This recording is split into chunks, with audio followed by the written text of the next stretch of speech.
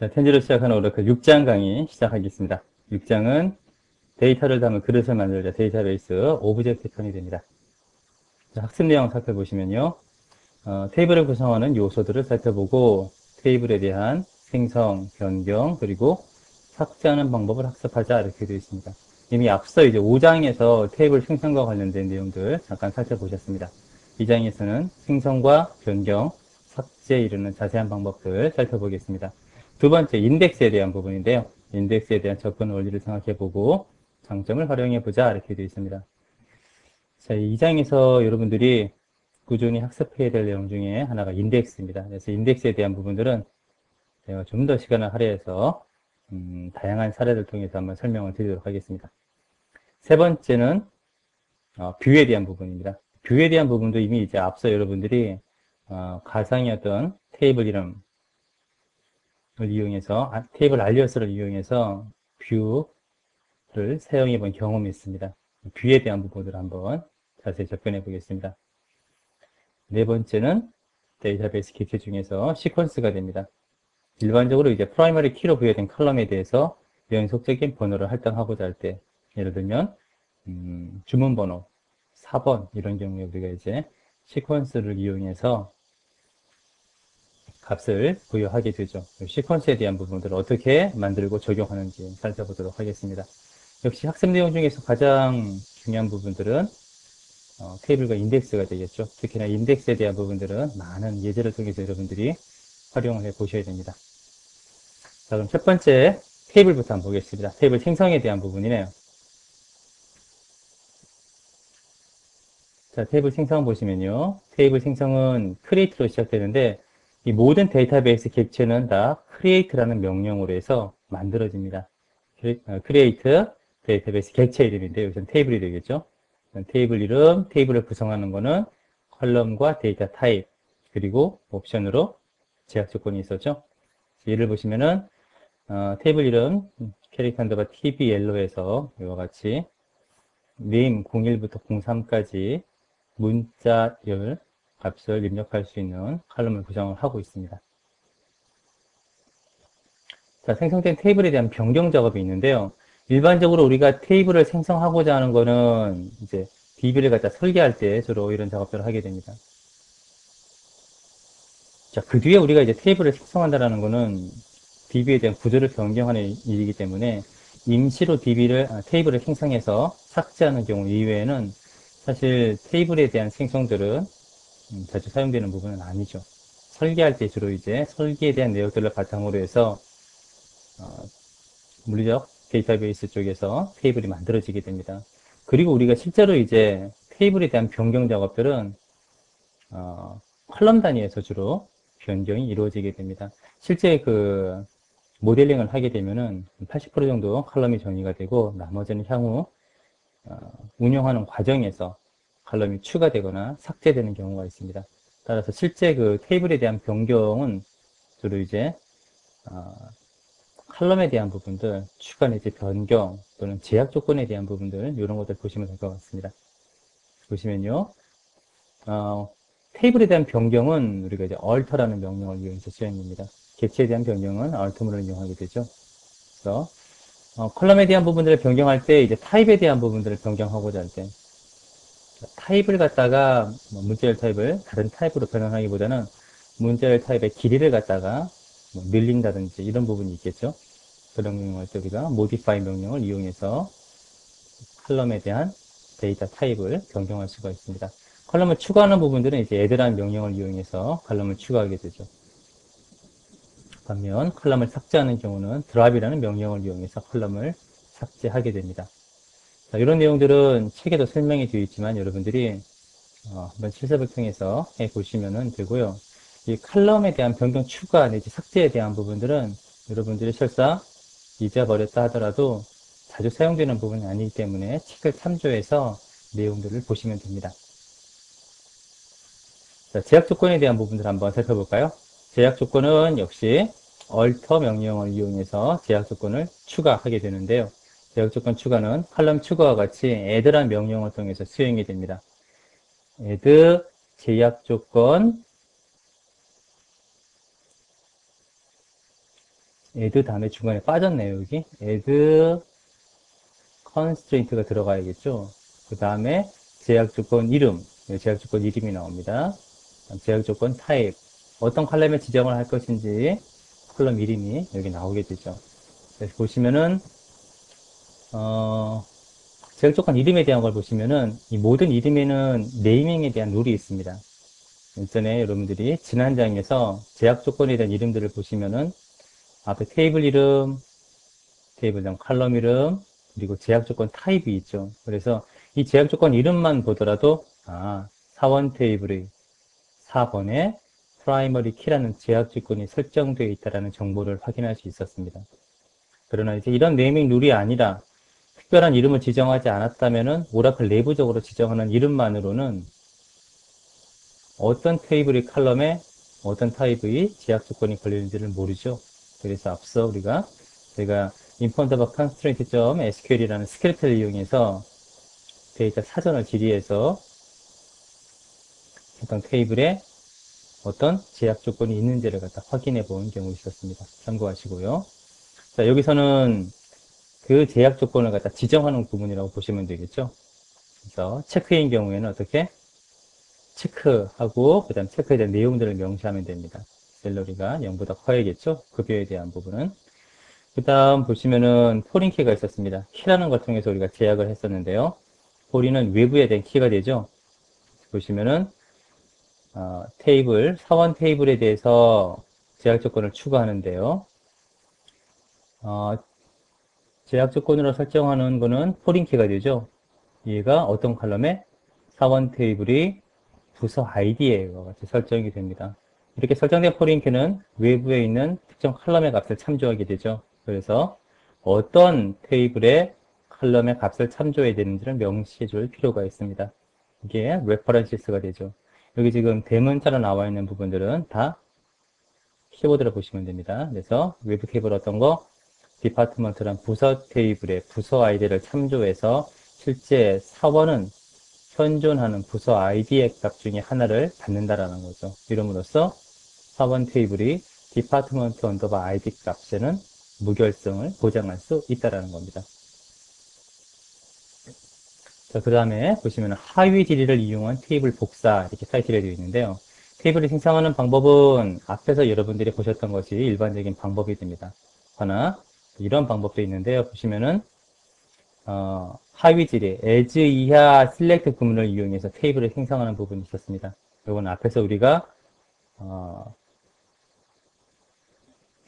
멀티 인서트를 하기 위해서 기존에 있는 주문 테이블을 어떻게 오더 언더바 해당하는 연도 1990, 1996 이런 이름으로 해서 테이블을 만든 경우가 있었죠.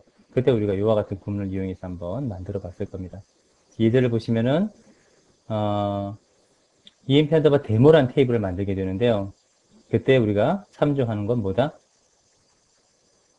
EMP 테이블에 하나, 둘, 세 개에 대한 컬럼을 이용해서 뭘 만든다? EMP 언더바 데모란 테이블을 만들었습니다. 그때 컬럼 이름은 다르게 부여할 수 있습니다. EMP 언더바 ID로, 네임, 이메일로 부여를 했습니다. 그때 이들 세 개의 컬럼의 데이터 타입은 앞서 사원 테이블에서 셀렉트들에서 정의했던 각각의 컬럼에 대한 데이터 타입과 일치한다는 거죠. 따라서 얘하고 얘는 동일한 데이터 타입으로 만들어진다고 보시면 됩니다. 이렇게 우리가 이제 크리에이트 테이블 구문 이용해서 하위 지를 이용한 테이블을 갖다 만들 수가 있게 되죠. 자, 그리고 테이블에 대한 이름을 갖다 변경하는 부분은 rename이라는 명령을 통해서 수행을 할 수가 있습니다. 자, 테이블 삭제에 대한 부분인데요. 테이블 삭제는 드랍인데 이런 드랍에 대한 부분들은 객체에 대한 부분들을 삭제할 때 드랍이라는 명령을 써서 공통적으로 삭제를 할 수가 있습니다. 드랍 테이블, 테이블 이름 이렇게 사용할 수 있고요. 그 다음 옵션을 보면은 캐스케이드 컨스트레인트가 있습니다. 캐스케이드라는 건 폭포라는 의미가 되죠. 그래서 사원 테이블이 삭제가 되는데 그때 해당 테이블에 제약 조건이 설정이 되어 있다라고 한다면은 어떻게 되나요?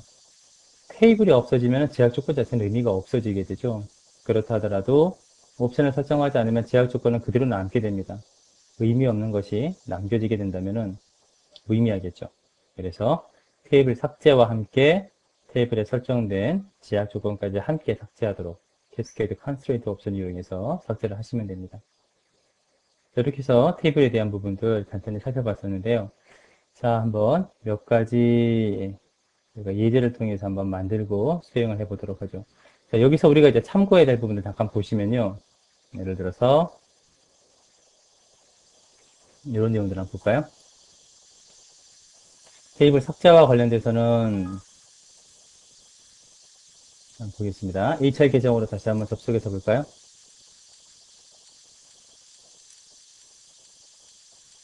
자, 여기서 우리가 이제 봐야 될 거는 예를 들어서 테이블 삭제하는 부분이 있었습니다. 이렇게 나와 있는데요. 자, 드랍 테이블 한번 삭제를 해보겠습니다. 보시면요. 드랍 테이블, 그 다음에 디파트먼트 부서 테이블 한번 삭제를 해보겠습니다. 자, 여기 보시면 어떻게 되나요? 테이블 삭제할 때 테이블을 삭제하는 구문 자체에 오류는 없었죠. 그러나 외래키에 의해서 참조되는 고유키는 테이블에 있습니다. 무슨 말인가요? 외래키에 의해서 참조되는 고유키가 테이블에 있다라는 거죠. 테이블의 어떤 컬럼에? 부서 id라는 컬럼에 있다라는 겁니다. 그때 외래키는 뭘까요? 우리 앞에서 만들었던 사원 테이블이 되겠죠. 사원 테이블에 디파트먼트 언더바 id라는 컬럼에 대해서 외래키가 설정이 되어 있습니다. 자, 이와 같은 포린키가 설정이 되어 있다면은 부서 테이블이 삭제가 된다면 어떻게 될까요? 포린키로 지정된 디파트먼트 언더바 id 컬럼에 대한 값은 무결성을 보장받지 못하게 됩니다. 따라서 삭제가 되어서는 안 된다라는 거죠. 그래서 이와 같이 드랍 테이블 문장을 수행했을 때 이와 같은 오류가 발생이 된다라는 겁니다. 자, 근데 만약에 굳이 삭제를 하겠다라고 한다면 어떻게 해야 되나요? 그런 경우엔 제약 조건 자체를 일시적으로 디세이블 하거나 삭제를 갖다 해주시면은 부서 테이블에 대한 삭제가 가능해지게 되죠. 그래서 그 부분에 대한 부분들 참고를 한번 살펴보겠습니다. 자, 테이블을 삭제하기 위해서는 먼저 테이블에 설정된 제약 조건 자체를 디세이블 하거나 삭제하면 되겠죠. 자, 먼저 employees 테이블에 있는 제약 조건의 정보를 먼저 한번 확인해 보겠습니다. 스크립트 한번 로드 해 보고요.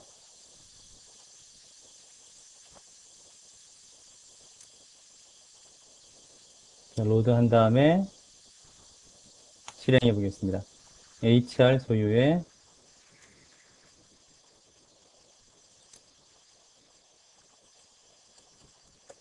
employees 테이블이었죠. 보시면은 자, 내용 보면은 부서 ID에 설정된 제약 조건이 EMP 언더바 DPT 언더바 FK였습니다. 그러면요. 자, 얼터문 이용해서 한번 보겠습니다. 제약 조건에 대한 부분들은 어디 나와 있나요? 옆에 한번 볼까요? 뒤쪽에 가서 보면은 제약 조건을 생성하는 게 나와 있고요. 변경하는 거는 역시 얼터문 이용해서 보면 되겠죠. 테이블 이름, 그 다음에 어떻게 하겠다? disable 하겠다라는 겁니다. 일시적으로 제약 조건에 대한 기능들을 갖다가 disable 시키는 거죠. disable constraint 이름은 뭐로 되어 있나요? emp 언더바 dpt 언더바 kp, emp 언더바 dpt 언더바 fk 이렇게 설정하시면 되겠죠. 자, 테이블이 변경되었습니다. 이렇게 되어 있죠. 한번 다시 보겠습니다. 자, 하고 난 다음에 그 다음 살펴봐야 될게요. 실행해서 한번 보시면은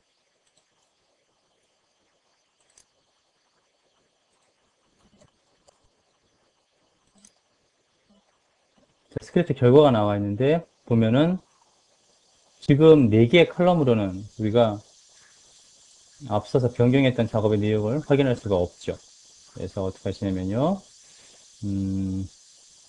한 개 더 보겠습니다. 어떤 걸 봐야 되냐면 유저 언더바 컨스트레인트 잠깐 보시면요. 이 중에서 제약 조건에 대한 상태를 나타내는 것, 스테이터스라는 컬럼이 있습니다. 스테이터스라는 컬럼 한번 활용을 해보도록 하죠. 추가하면 되겠죠. 스테이터스 이렇게 되어 있습니다. 역시 추가된 사항이 있으니까 추가를 하겠습니다. 이렇게 관리하시면 돼요. 날짜는 2007년, 오늘이 8월 5일인가요? 8월 5일 이렇게 되어 있습니다.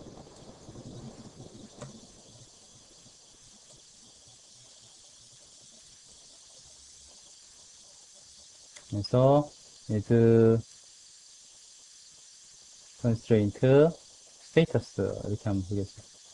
정리를 해두고요.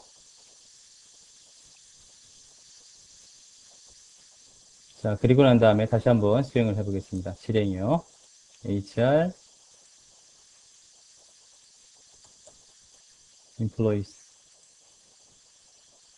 자, 이렇게 해서 보시면 이제 스테이터스 보시면은 어떻게 되어 있나요? 방금 전에 disable로 제가 이렇게 해놨죠. 그렇기 때문에 제약 조건이 일시적으로는 disable 되어 있다는 겁니다. 이렇게 우리가 disable 하는 경우는 지금과 같이 제약 조건에 의해서 테이블이 삭제가 되지 않는 경우도 있고, 또 하나는 제약 조건을 설정하게 되면은 다량의 데이터를 추가할 때 입력한 데이터의 레코드마다 이와 같은 제약 조건을 만족하는지 여부를 체크하게 됩니다. 여러분들이 사전에 입력한 데이터가 이런 제약 조건을 만족하는 경우라고 한다면은 제약 조건이 있어서 매번 레코드를 체크하는 것은 번거로운 일이 되겠죠. 특히나 많은 양의 데이터를 추가할 때는 더더욱 그렇습니다. 그래서 이런 경우에는 일시적으로 제약 조건을 디세이블 하고 다량의 데이터를 추가한 다음에 다시 이네이블 시키는 방법을 이용하시면 됩니다. 이네이블에 대한 부분들은 아까 했던 부분에 반대로 보시면 되겠죠. 알트 테이블, 테이블 이름, 그 다음에 어떻게 enable constraint 이름은 emp 언더바 dpt 언더바 fk 이렇게 하면 되나요? 한번 실행해 보겠습니다. 테이블이 변경되었습니다. 이렇게 되어 있죠. 다시 한번 내용 확인해 보시면 됩니다. 이런 테이블과 관련된 일련의 변경 사항에 대한 부분들은 여러분들이 개발하시면서 자주 사용하는 부분들은 아닙니다. 그래서 테이블에 대해서 alter 명령을 이용해서 우리가 변경할 수 있는 것들, 칼럼, 제약 조건, 그 다음에 이런 부분에 있어서 어떤 내용들이 있는지 살펴보시고 후에 필요할 때 여러분들이 찾아서 해당 내용들을 변경을 하시면 됩니다. 테이블에 대한 부분들은 여기까지 일단 정리하겠습니다.